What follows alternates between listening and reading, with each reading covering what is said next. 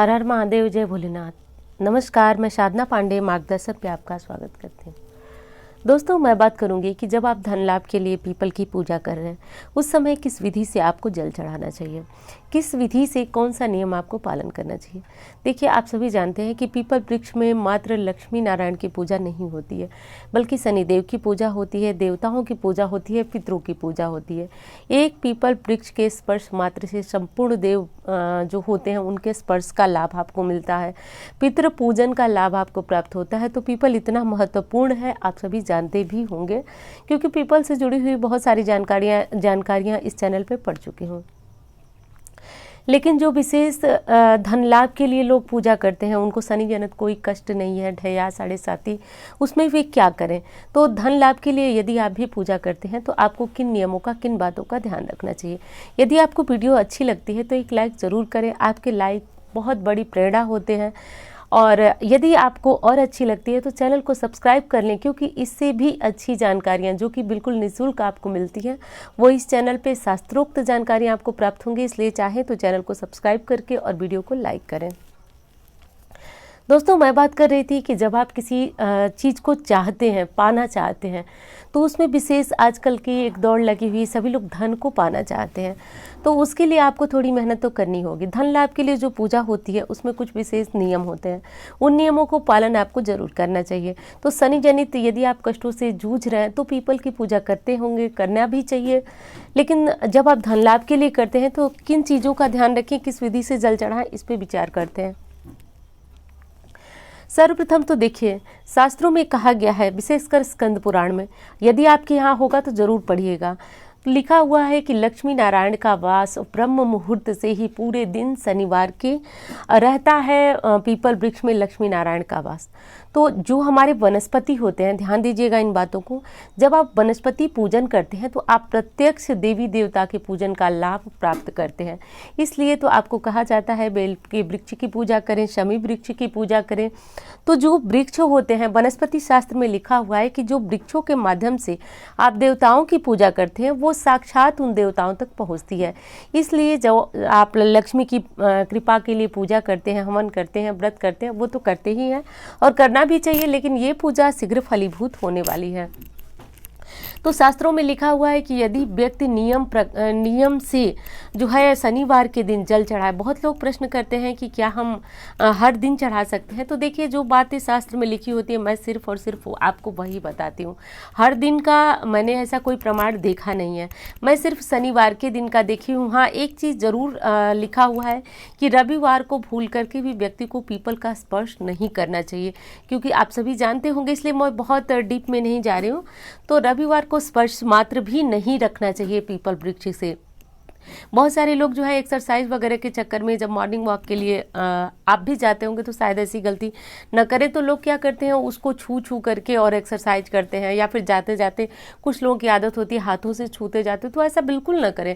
आप ध्यान रखें कि आज रविवार है, स्पर्श करना भी मना है। वैसे रविवार का गंदे हाथों से कभी भी पीपल वृक्ष को स्पर्श नहीं करना चाहिए। पीपल पूजने वाले व्यक्ति को यदि धन लाभ के लिए जा रहे हैं तो हमेशा ही सूर्य जब उदय हो जाए उसके बाद, अब ये मतलब नहीं है कि आप 11 बजे 12 बजे जाएं, बस आप जैसे कि इस समय ठंडी का मौसम है तो आप ध्यान दे रहे कि सूर्योदय कब हो रहा है, उसके बाद आप जाएं। जैसे कि 6:30 बजे जा सकते हैं, 7 बजे जा सकते हैं, यहाँ तक कि 9 बजे भी आप पीपल वृक्ष की पूजा कर सकते हैं। ये पिछली वीडियो में भी मैंने आपको बताया था, जो अमावस्या के उपाय वाली वीडियो थी उसमें मैंने आपको बताया था। तो 9 बजे तक जाएं। अब विशेष क्या करना है आपको, देखिए किस तरफ मुख करना है, इस पर आपका प्रश्न भी आता है, और विशेष ये प्रश्न विशेष है भी, पूछने लायक प्रश्न भी है। क्योंकि जब पीपल वृक्ष में हम अपने पितरों की पूजा करते हैं तो वो दक्षिण मुखी होकर के करते हैं। शनिदेव की पूजा करते हैं पश्चिम मुखी होकर के करते हैं। वैसे पूर्वाभिमुख होकर के भी शनिदेव के लिए जल दिया जाता है और श्रेष्ठ भी होता है। लेकिन जब आप लक्ष्मी कृपा चाहते हैं तो आपको किस तरफ मुँह करके देना चाहिए। तो लक्ष्मी कृपा चाहते हैं तो आपको 2 तरफ मुख करके देना चाहिए। एक तो चाहे पूर्वाभिमुख होकर दें या फिर उत्तराभिमुख होकर देना भी श्रेष्ठ माना जाता है। तो इन 2 तरफ जो है चेहरा करके और आप लक्ष्मी के लिए जल दें। जल में विशेष क्या होगा, जल में इसमें विशेष होगा कि आपको थोड़ा सा मीठा लेना है। मीठे में गुड़ भी हो सकता है, शक्कर भी हो सकता है, शहद भी हो सकता है, तो जो भी हो बस मीठा थोड़ा सा होना चाहिए और गाय का दूध होना चाहिए यदि प्राप्त हो जाए तो। लेकिन बहुत सारे लोगों को सुबह सुबह मिल नहीं पाता है, गाय का दूध थोड़ा सा दुर्लभ होता जा रहा है। मिल जाए तो बहुत अच्छी बात है। देखिए बहुत असरदार होता है ये काम करना। तो आप जो है इन चीज़ों को ले लें और पीपल वृक्ष के पास चले जाएं और सिर्फ लक्ष्मी के लिए पूजा करें। ध्यान दीजिए, यदि लक्ष्मी जी और शनि देव दोनों के प्रसन्नता के लिए आप ये पूजा कर रहे हैं तो काली तिल मिलाना, अक्षत मिलाना ना भूलें।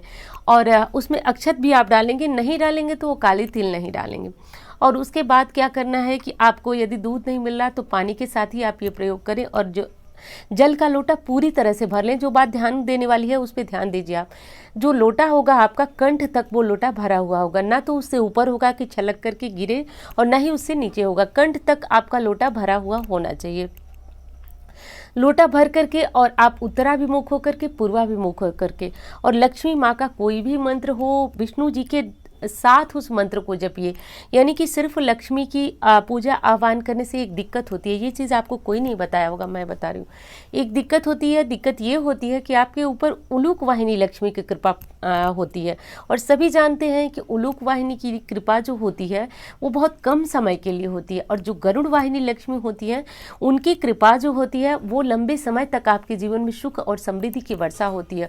और गरुड़ जो है नारायण की सवारी है। माँ लक्ष्मी नारायण जब के साथ गरुड़ पे सवार होकर जब आती है तो वो स्थायी लक्ष्मी कही जाती है। तो जो भी मंत्र जपा जाता है वो या तो विष्णु जी के साथ जपिए या फिर गणेश जी के साथ। जैसे दिवाली में हम पूजा करते हैं तो गणेश जी के साथ करते हैं, अन्य दिनों में करते हैं तो विष्णु जी के साथ करते हैं। अकेली लक्ष्मी की पूजा करना उलूक वाहिनी लक्ष्मी का जो है आह्वान करता है। तो इस चीज़ का ध्यान रखिए। एक चीज़ और बताऊंगी कि ये चीज़ें आपको अन्य कहीं नहीं प्राप्त होगी। और आप लोग बोलते हैं दीदी वीडियो बहुत अच्छी होती है लेकिन थोड़ा छोटी बने। देखिए कोशिश मेरी भी रहती है, क्योंकि आप लोग जो पसंद करें वही देने में मुझे भी अच्छा लगता है कि मैं भी उसी तरह की, लेकिन समस्याएं वही हो जाती है कि आपको आधी अधूरी अधकचरी जानकारी मिल पाएगी। जैसे ये चीज़ें देखिए सुनने के बाद तो बहुत सारे लोग बताने लगेंगे, लेकिन ये चीज़ें आपको बहुत कम स्थानों पे ही मिलेगी। ये चीज़ें वही बता सकता है जो वास्तविक शास्त्र कहने से तो हो नहीं जाएगा, उसको पढ़ना पड़ता है, देखना पड़ता है, समझ तब जाकर के एक वीडियो तैयार होती है। तो देखिए ये चीज़ें आपको जानने के लिए थोड़ी सी वीडियो लंबी होती है, तो उसके लिए क्षमा करें मुझे।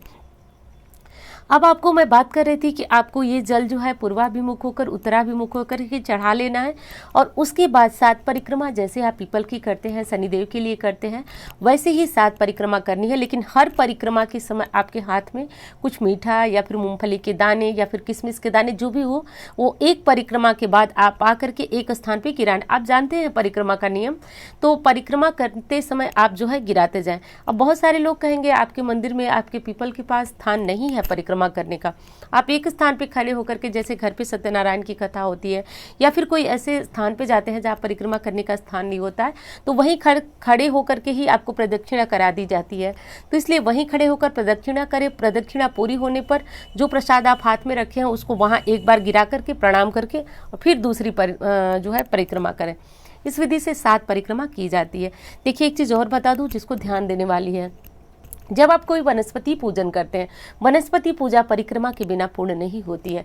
चाहे केले की पूजा हो, चाहे समी की पूजा हो, कोई भी जो वृक्ष होते हैं उनकी पूजा जो है परिक्रमा से आपको शीघ्र लाभदायी होती है। तो 7 परिक्रमा करना ना भूलें। अगली चीज़ बता दूं आपको कि शाम के समय जो दीपक आप जलाएंगे वो दीपक आपको चहुमुखी यदि जलाते हैं लक्ष्मी कृपा के लिए तो बहुत श्रेष्ठ लाभ देता है। यानी कि दीपक तो आपका वही साधारण सा रहेगा, गोल वाला। आप चाहे तो इसको आटे का भी बना सकते हैं, लेकिन आटे का जितनी मतलब अपने काम को बढ़ाएंगे उतनी आपको दिक्कत होगी। आटे का बनाने के लिए मैं इसलिए नहीं कहती हूँ कि आप आटा लेंगे फिर उसको गूँथेंगे फिर थोड़ा सा कड़ा करके बनाना पड़ेगा, लेकिन आपको अच्छा लगता है तो आप आटे का भी बना सकते हैं। तो एक गोल दीपक ले लीजिए, और जब भी आप लक्ष्मी की कृपा के लिए दीपक जलाएं तो ध्यान रखिए कि वो बाती आपकी लंबी वाली ही लगनी चाहिए। तो लंबी वाली बाती रखें। वैसे शनिदेव की पूजा के लिए काली बाती का प्रयोग करते हैं, लेकिन इसमें आप सफ़ेद वाली जो बाती होती है वो करें, कलावे की बाती का प्रयोग भी कर सकते हैं। और चारों दिशाओं में जो बाती आती है उसको जला दे। अब आप ये जो स्क्रीन पे देख रहे हैं उसमें आपको लगेगा, कहेंगे आपकी दीदी इसमें तो आपने एक ही बाती दिखाया। ये सिर्फ स्क्रीन पे मैंने लगा दिया और आपको समझना होगा कि आपको 4 बाती का ही दीपक जलाना, चारों बातियों में दीप आप प्रज्वलित कर लें। 4 बाती का मतलब 4 मुख का, बाती तो सिर्फ 2 ही होगी और उसको जैसे कि क्रॉस करके आप डालते हैं दीपक में उस तरह से डाल दें और चारों कोनों में अग्नि प्रज्वलित करें। दीपक चौमुखी आपका तैयार हो गया। इस विधि से करके और आपको वहाँ पे माँ लक्ष्मी के लिए शाम को बिल्कुल भी प्रदक्षिणा नहीं करनी है। वहाँ पे जितनी हो सके अपने हृदय की प्रार्थना करें। देखिए प्रार्थना में बहुत अद्भुत शक्ति होती है, आपको समझना होगा। आपकी पूजा जितनी लाभ देती है उससे अधिक आपकी प्रार्थना आपके मन के भाव देते हैं। तो कभी भी जब आप किसी पूजा को किसी उपाय को कर रहे होते हैं तो आपके मन में प्रार्थना जो हो वो लगातार चलती रहे। कुछ लोग बोलते हैं कि भगवान से मांगना नहीं चाहिए। ये बताइए, इंसान से नहीं मांगेंगे, भगवान से नहीं मांगेंगे तो जाएंगे का। देखिए भगवान से तो हम मांगेंगे, जैसे हम माता पिता से जिद करते हैं उनसे बोलते हैं, वैसे ही वो भी आपके माता पिता हैं। मांगना आपका जो है वह आपका एक कहें तो हमारा फर्ज है। हम उनके आगे हाथ नहीं फैलाएंगे तो अन्य दुनिया में और कोई दाता नहीं है। यदि कोई दाता है तो सिर्फ और सिर्फ परमात्मा है। तो माँ लक्ष्मी की कृपा के लिए उनको मांगिए। बहुत सारे लोग कहते हैं हे माँ लक्ष्मी मेरे घर आ जाए, ऐसे मत बोलिए। आप ये बोलिए कि हे माँ लक्ष्मी आपकी कृपा मेरे ऊपर हो जाए, आपकी प्रीति मुझे चाहिए, आपकी प्रीति मुझे चाहिए, ये ध्यान रखें। आपका प्रेम मुझे चाहिए, ऐसे मांगा जाता है माँ लक्ष्मी को। ये चीज़ कर लें और शाम के समय जो दीपक मैंने बताया वो ज़रूर जलाएं। चाहे तो घर में कोई सदस्य जला सकता है, लेकिन एक व्यक्ति यदि जो घर का मुखिया है वो ये काम करता है तो पूरे परिवार पे इसका असर देखने को मिलता है। एक चीज़ और बता दूं आपको कि जो 3 सालों तक लगातार, ये हमारे जो शास्त्र है वो बताते हैं कि 3 सालों तक लगातार पीपल सींचता है शनिवार के दिन, तो उसके घर में कभी भी दरिद्र का वास नहीं होता है। स्थायी रूप से उसके घर में लक्ष्मी दिखती हैं और पीढ़ियों तक उसके यहाँ निवास करती है। एक चीज़ और बताऊं कि ये तो हमारे शास्त्रों की बात है, प्रत्यक्ष जीवन में भी मैंने देखा है कि जो लगन के साथ शनिवार पीपल सींचता है, पूजता है, दृढ़ आस्था और विश्वास के साथ, उसके घर में लक्ष्मी की कमी कभी नहीं होती है। एक चीज़ और बता दूं, ये अटल सत्य है, आप भी देखिएगा, कमेंट में लिखिएगा। 3 साल होना चाहिए। 3 साल से यदि व्यक्ति लगातार पीपल की पूजा करता है तो उसके भोजन की व्यवस्था नारायण करते ही करते हैं। दूसरी चीज़ आपको बताऊं कि जब आप पीपल की पूजा करें तो एक चीज़ बहुत सारी महिलाएं करती हैं गलतियां, मैं देखती हूं तो बता रही हूं आपको, कि जैसे कि सर्दियां बहुत ज़्यादा हो गई तो अब वो नहीं आएंगी शनिवार के दिन। ऐसा करने वाला जो है कभी भी अपने जीवन में निरंतरता को नहीं बना सकता। और जब आप किसी चीज़ में निरंतरता नहीं बना पाते हैं तो आप उस लक्ष्य तक नहीं पहुंच पाते हैं।